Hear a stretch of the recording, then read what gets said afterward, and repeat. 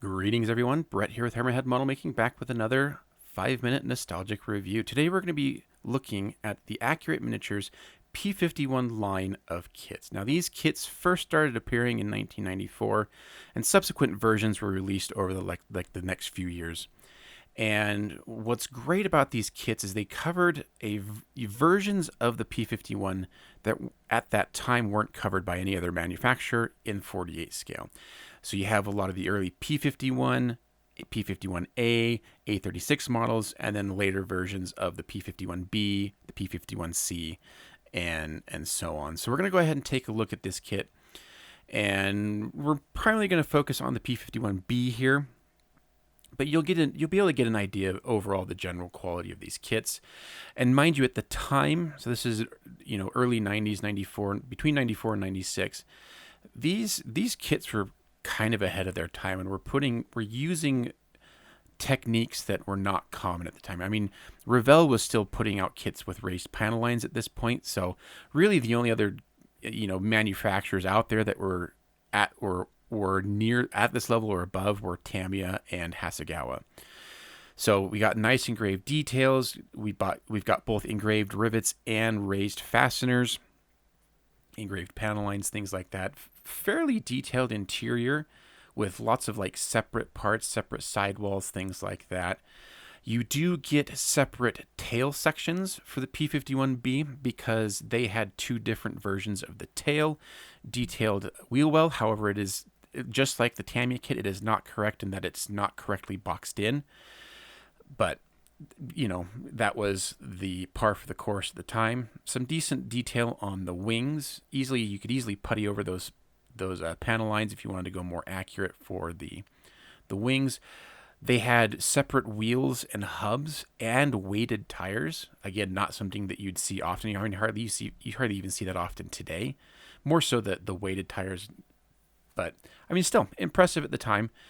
And very few ejector pin markings anywhere. I like the way that Accurate Miniatures did their boxing here. We have like the false floor to protect the instructions and the decals and the clear parts.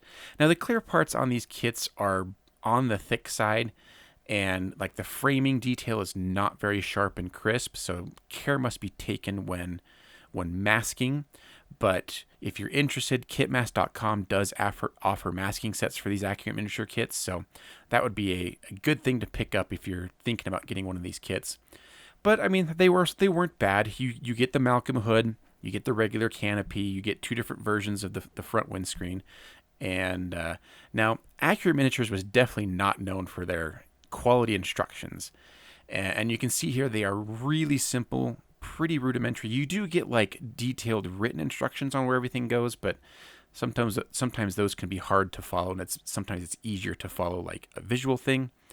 But they weren't great. What they do nice here is like these painting instructions where they really go through in detail like all the different things that need to be painted. And then finally you get your decal placement guide and some color references. You usually only got one set of markings in an Accurate Miniatures kit, so you don't have to worry about like choosing. This is the fuselage frame for the P-51A. Now the P-51A had a vastly different fuselage structure to the later P-51B. So you can kind of see here overlaying that there is quite a difference here. And what's interesting is that the P-51A has different nose options depending if you're doing like a P-51, a P-51A, or the A36. Of note here, the P-51B fuselage has the beginning of the fin fillet. So if you're doing like this version here that doesn't have the fillet on the tail, you'll need to remove that little nub off the top of the fuselage. Other than that, I think these are still pretty decent kits. If you want to build kind of like a curbside P-51, like early style P-51, for not nearly as expensive as what you can get the brand new Edward kits for today, you can still find these on eBay for less than $40. So it is an option.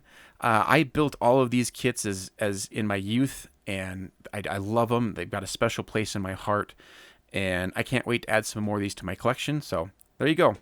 Thanks for watching, and we'll see you on the next review video. Take care, everyone. Shout out to the patrons, and we'll see you later.